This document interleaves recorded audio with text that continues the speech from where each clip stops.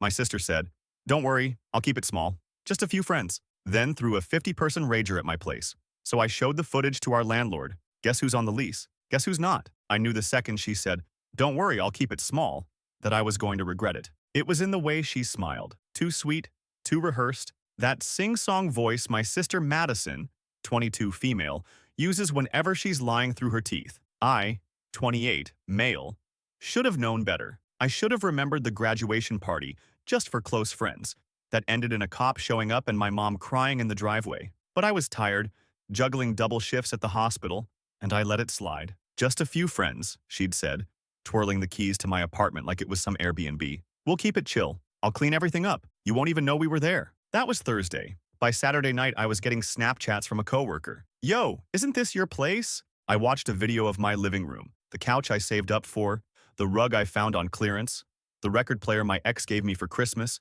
completely swamped in bodies. People dancing, grinding, someone doing shots off my kitchen counter. The floor was shaking. My neighbor's cat was yowling through the paper-thin walls. There must have been 50 people, minimum, not even counting the ones spilling out onto the patio. I froze. I wasn't even in town. I'd gone to stay with my girlfriend for the weekend. She lives about 90 minutes away, because I thought Madison just needed space to clear her head. Her words. She'd just broken up with her boyfriend of 3 weeks and acted like it was a divorce settlement. Cried on my couch for 2 days straight until I caved and offered her a place to crash for a week. "I just need to be somewhere peaceful," she sniffled. "Somewhere safe. Yeah, my place.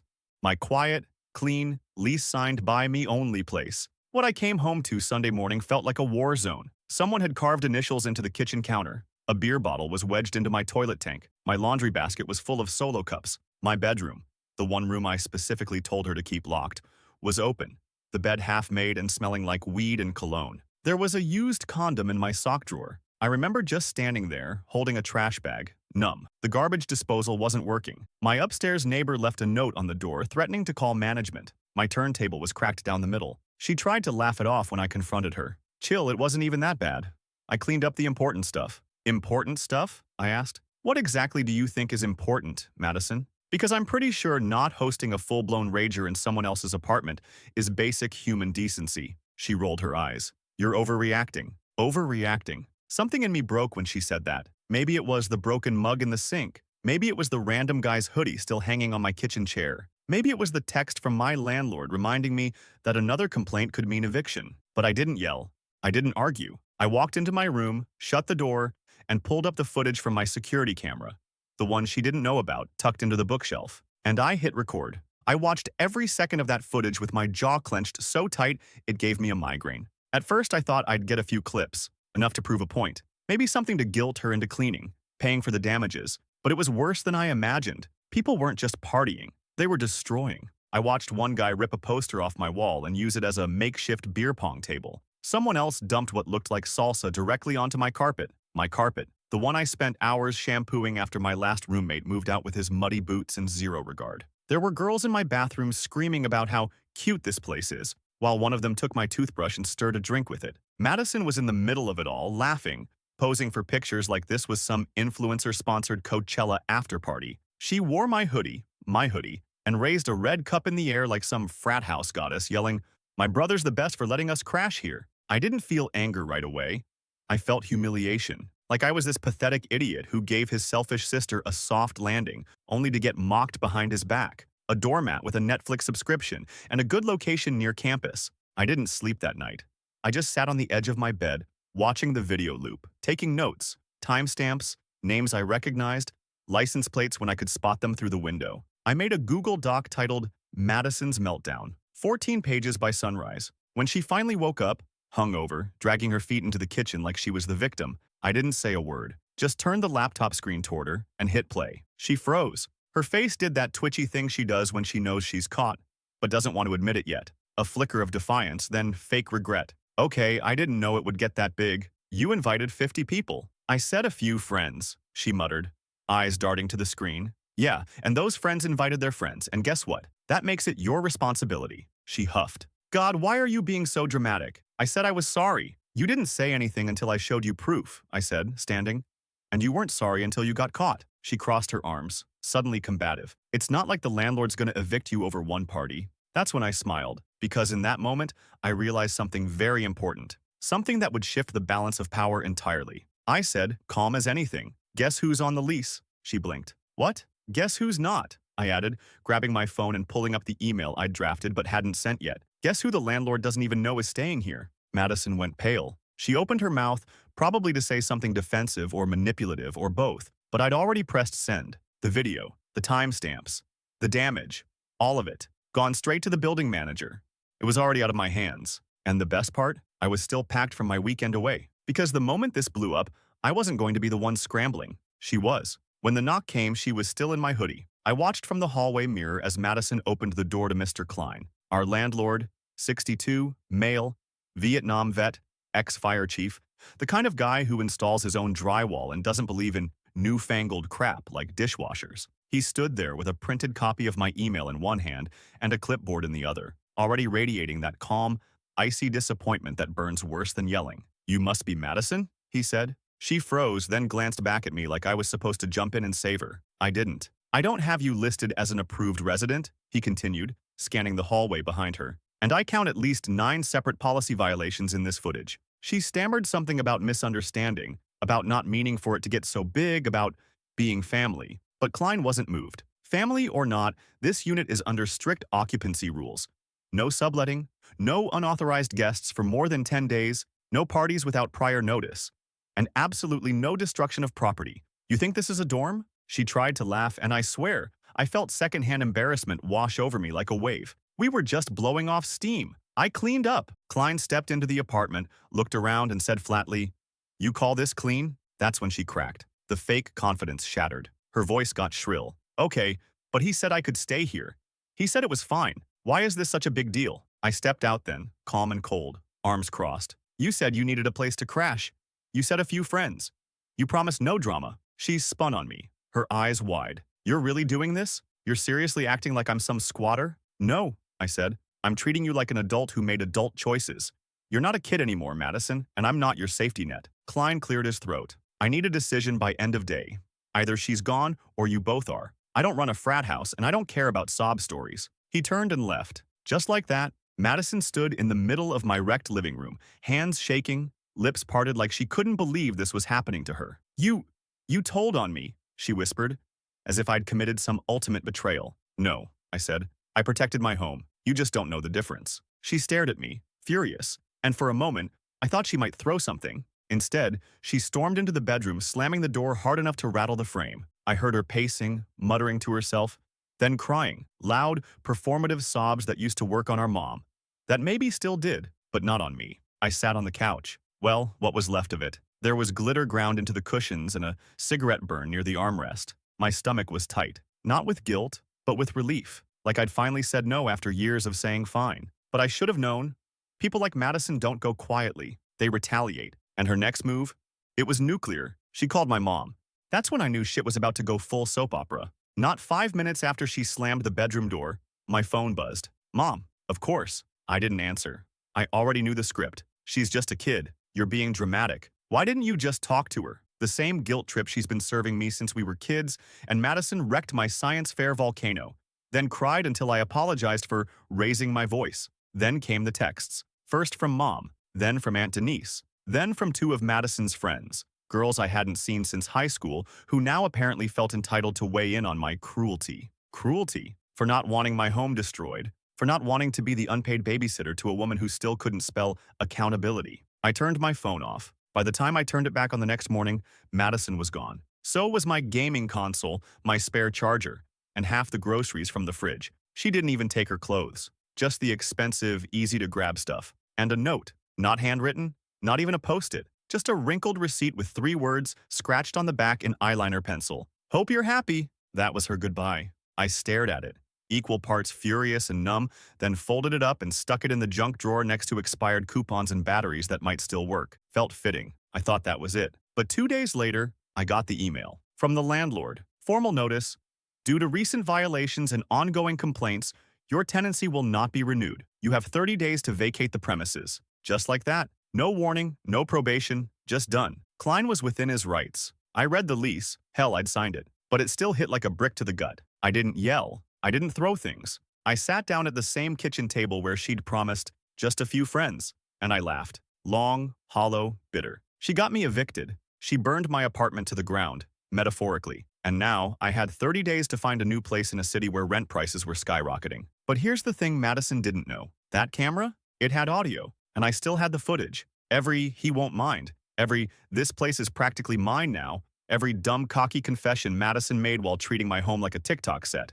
I had it all. And Madison? Madison had recently been bragging about her new job, a marketing gig, corporate office, swanky, professional, the kind of place that definitely wouldn't love seeing their newest hire wasted on someone else's couch, bragging about breaking into a locked bedroom or screaming, "I'm a goddess," while pouring vodka on a toaster for content. So I made a copy of the video, trimmed it, cleaned it up, timestamped, indexed, and uploaded it to a private link. Then I waited, because revenge, it was coming, and it was going to be clean. Update 1. Okay, first off, damn. I did not expect this to blow up the way it did. I posted thinking maybe a handful of people would validate me or roast Madison a little. Instead, I woke up to 1,800 comments, 200 DMs, and one particularly cursed meme someone made of her yelling, "I'm a goddess," over the toaster clip. I'm saving that forever. You people are hilarious. Couple of things I gotta address before I get into what happened next. To the 37 people who said I should have left her at a rest stop when we were kids.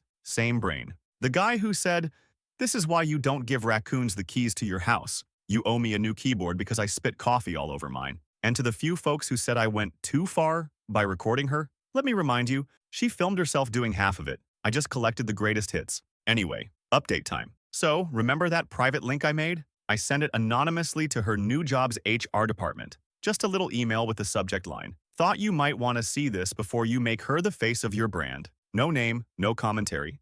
Just a hyperlink, a time-stamped list, and the word enjoy. 3 days later, Madison called me. Correction.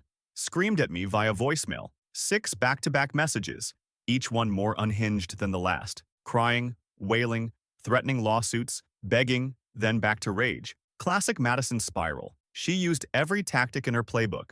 Blame, guilt, threats, sobs. My favorite line was, "You don't understand what you've done. They put me on unpaid leave. I was going to get benefits." Yeah, well, I was going to get to keep my apartment, so.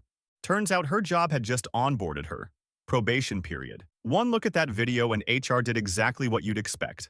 Not fired, but shelved, pending internal review. Now she's back at our mom's place, sleeping on the same couch she used to fake cry on when she was too heartbroken to work after dumping her last boyfriend. Only now, she's actually sobbing. And mom? Oh, mom called me, tried to spin it like I ruined her daughter's future, said I was acting like a stranger to my own blood. I told her I wasn't the one who invited strangers into my home and trashed it like a frat party hosted by raccoons on meth. And then I said the quiet part out loud. Madison's not a victim. She's just never faced consequences before. This is what that looks like. Silence. Then she hung up. I haven't heard from either of them since, which is kind of amazing. But this isn't the end, because I've still got 24 days left in this apartment, and I plan to use them. She took my space, I'm taking everything else. And the best part? She won't see it coming. I waited exactly 1 week before I made my next move. Not because I was second-guessing, not because I felt guilty, but because revenge, real, surgical, soul-etching revenge, needs time to settle, to breathe, to marinate like a perfect storm brewing under still water. So when I struck again, it wasn't with fire, it was with silence. I started with her photos. See, Madison is a social media junkie. She lives for curated images, golden hour lighting, and that fake-ass inspirational aesthetic. Hashtag blessed, hashtag hustle queen, hashtag just manifesting. But here's the thing. Most of her best pictures were taken in my apartment, my mirror, my record shelf, my balcony, that plant wall in the corner. That's mine. She used my space like a backdrop and tagged it like it was hers. So I went through every tagged photo she had on Instagram and quietly commented the truth. Actually, my apartment. Took this with my toothbrush in her drink. She got me evicted after this. Not insults, just facts. Most people didn't notice at first, but when I hit the right post, the one where she's sitting on my windowsill in a silk robe with the caption, "Mood Boss Bitch Rising," it blew up. Someone reposted it on a delusional influencer call-out account. Then it went viral.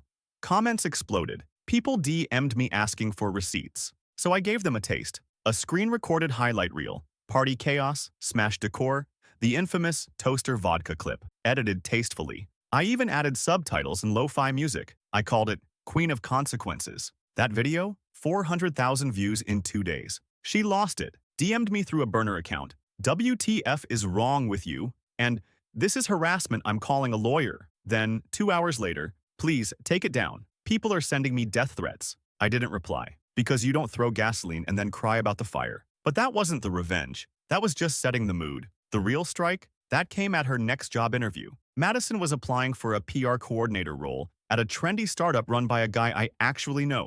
Trent, 30, used to bartend with me back in college before he went full tech bro and launched an app that somehow raised $2 million in seed money for, I don't know, scheduling brunch more efficiently? Doesn't matter. What matters is that Trent remembered me. And when Madison showed up in a blazer she borrowed from mom talking about crisis management skills and proactive branding, Trent texted me one sentence, "Is this the sister?" I sent back the link. He replied with a laughing emoji and said, "Yikes. Thanks for the heads up." She didn't get the job. She didn't get any of the jobs she applied for after that. Because the internet, it doesn't forget, and neither do I. I thought she'd hit rock bottom after the job rejections. I was wrong. Rock bottom came at Olivia's baby shower. Olivia is our cousin. Sweet, calm, kind, to a fault. The kind of person who sends thank you cards for thank you cards. She was throwing a small private shower, just close family and a few friends. Madison wasn't even officially invited, but she showed up anyway, wearing white, to someone else's baby shower. I almost didn't go. Was gonna skip the drama, keep my distance. But Olivia specifically asked me to be there. Said it wouldn't feel right without me, so I went. I brought a gift, smiled through awkward hugs, and kept to my lane. Until Madison walked in. You could feel the air change. People stopped talking. Even Olivia blinked in confusion like, why is she here? But no one wanted a scene, so we just carried on. Tried to. Madison acted like it was her party. She took selfies, flirted with Olivia's brother-in-law, complained loudly about being targeted by haters and cyberbullied by jealous men. She was vague posting in real life. Then came the speech. She raised a glass of sparkling cider, uninvited, and said, I just want to say that even when people try to tear you down, even when they weaponize your past, you can rise above. Like, I've been through hell this month, people sabotaging my career, spreading lies, trying to destroy me, but I'm still here, still thriving, still glowing. She looked directly at me when she said it. Everyone turned. I didn't even flinch, just stared back, dead calm, while she drowned in her own delusion. But Olivia, God bless her, put the nail in that coffin. She stood up, gently took the glass from Madison and said, Thanks, Maddie, but today isn't about you. And honestly, maybe some reflection would do you good. The silence after that, deafening. Madison left 5 minutes later, heels clicking like gunshots down the hall. By the time I got home, she'd posted a story. A black screen with the caption, When your own blood turns against you, fakes, snakes, never again. The comments were brutal, half of them laughing, the other half calling her out. People from our town, people from high school, even girls who used to suck up to her. She couldn't delete fast enough. That night, Mom called. Again, said Madison had collapsed crying and was afraid to leave the house. Said this had gone too far. I asked her where that concern was when Madison wrecked my home, tanked my lease, and stole from me. Asked her when exactly she planned to hold her daughter accountable for anything. She had no answer, just sniffled and said, She's not built like you. You're tougher. That's when I realized something. She wasn't asking me to forgive Madison because it was the right thing to do. She was asking because I'm the only one who ever cleans up the mess. Not this time. Because this wasn't about one party. It was about years of being the backup plan, the safety net, the guy they call when Madison burns it all down again. And now, they were free-falling, without me. Update 2. Okay, buckle up. I wasn't going to post again, but y'all deserve the chaos finale. Also, some of your DMs are unhinged in the best way. Shout out to the person who said, Your sister is the human version of glitter. Invasive, sparkly, and somehow always showing up where she wasn't invited. I'm framing that. So here's what went down. After the baby shower disaster and her influencer meltdown, Madison went full scorched earth behind the scenes. She didn't just sulk, she strategized, tried to weaponize every family member who would listen.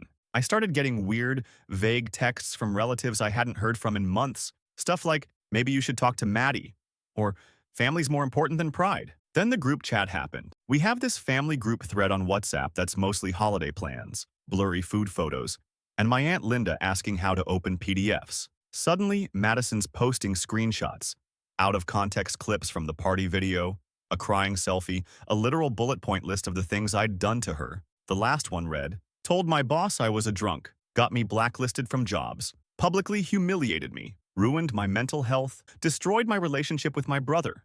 That last one? Chef's kiss. Like I somehow betrayed her. Anyway, she ends the novella with, "If you support this kind of cruelty, don't bother messaging me. I don't need fake love." 5 minutes later, I get removed from the chat. No warning, no explanation, just gone. Guess who didn't remove me? Grandma. Guess who added me back with the caption, "I didn't raise y'all to be this stupid"? Yep, cue family civil war. Half the chat goes silent. The other half starts typing like their thumbs are on fire. Aunt Denise posts a meme. Someone drops a Bible verse. Grandpa just says, "Enough of this horseshit," and logs out. But the kicker? I get a separate message from Olivia. She says Madison had been telling people I kicked her out to make room for my girlfriend, that she was paying rent and I just wanted to live alone. Yeah, she rewrote the entire story.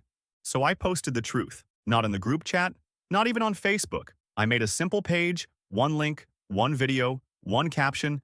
This is what really happened. I sent it to the 3 people who asked me, "What's your side?" Within hours, it spread, and I didn't say a word. Just sat there, sipping tea, while Madison's little fantasy castle crumbled from the inside out. Friends stopped responding. Recruiters ghosted her. Even her last-ditch rebrand TikTok, "How I Survived a Toxic Family" or whatever, got ratioed into the dirt. Now, she's silent. No stories, no posts, no filtered selfies. Just a ghost in her own timeline. Mom says she's processing. Says I should let it go now. But I already did. I let her go. Now she gets to feel what it's like when the person you count on stops catching you. And honestly, feels fucking amazing. Madison showed up at my door at 2:14 a.m., banging like she was the police. I didn't answer right away. I just sat there in the dark, watching the little shadow of her pacing through the peephole, her silhouette twitchy and erratic. She was talking to herself, or maybe talking at me, loud enough for the neighbors to hear. "You ruined my life." Bang. "This is all your fault, you vindictive little prick." Bang. "I have nothing left. Are you happy now?" I cracked the door just enough to speak through it. Didn't unlock it. "You're drunk." "I'm not drunk," she slurred, tears streaking mascara down her cheeks. I'm destroyed. You destroyed me. I can't go anywhere without someone recognizing me. Do you know what that's like?" "Yes," I said calmly. "Because that was my apartment in those videos. My name on the lease.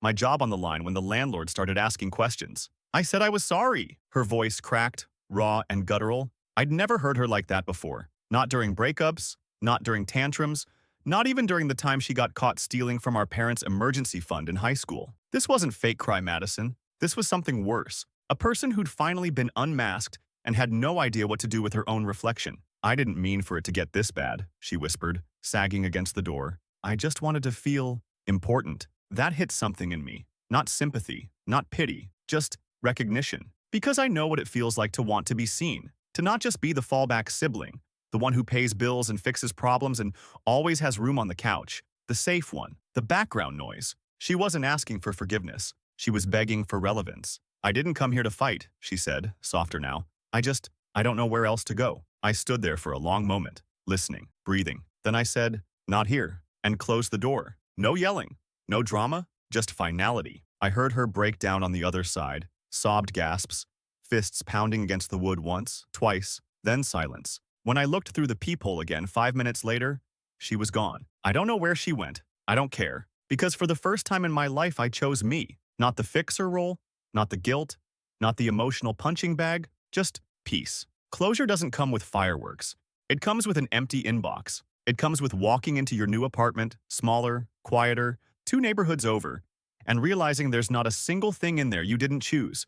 Every plate, every picture, every pillow, it comes with silence that doesn't feel threatening. It took me 11 days to fully move out after the eviction notice. I didn't rush. I took my time, packed carefully, labeled boxes, threw out stuff I didn't even realize I was holding on to. Clothes she borrowed and never returned, a throw blanket she spilled tequila on and laughed about, the dented lamp from the night she slammed the bedroom door and said, "I was too uptight for parties." I left that lamp on the curb.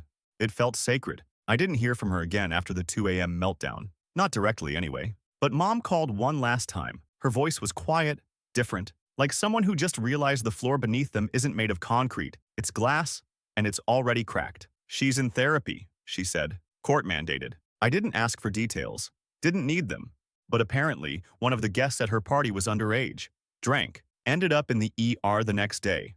Parents pressed charges. And since the party happened at my address, but without my consent, Madison got the heat. She's facing consequences now. Real ones. Not just online mockery or job rejection. Legal ones. I didn't cheer. Didn't post about it. Didn't even tell Olivia, though I'm sure she heard eventually. Because at some point, revenge stops tasting sweet. You just get full. So I let go. I moved into a smaller space and bought a record player I actually liked. I threw a housewarming. 8 people came. Real friends. People who took off their shoes at the door, brought their own drinks, helped clean before I asked. No glitter, no drama, no vodka in the toaster, just laughter, just warmth, just stillness. I stood on the balcony that night, holding a beer and listening to someone talk about a cat adoption gone wrong. And it hit me. This was what it felt like not to be bracing for impact, to exist without walking on emotional eggshells, to stop being the sibling-shaped life raft. Madison, she'll figure her life out. Or she won't. But it won't be on my floor, not on my couch, not using my name, my kindness, or my silence to dodge responsibility. She burned that bridge, and I let it turn to ash. Because some lessons don't stick until the safety net is gone. And some peace, you can't get back until you stop letting other people live rent-free in your home. And your head. So yeah, my sister threw a rager. I showed the footage. She lost everything. And I found myself.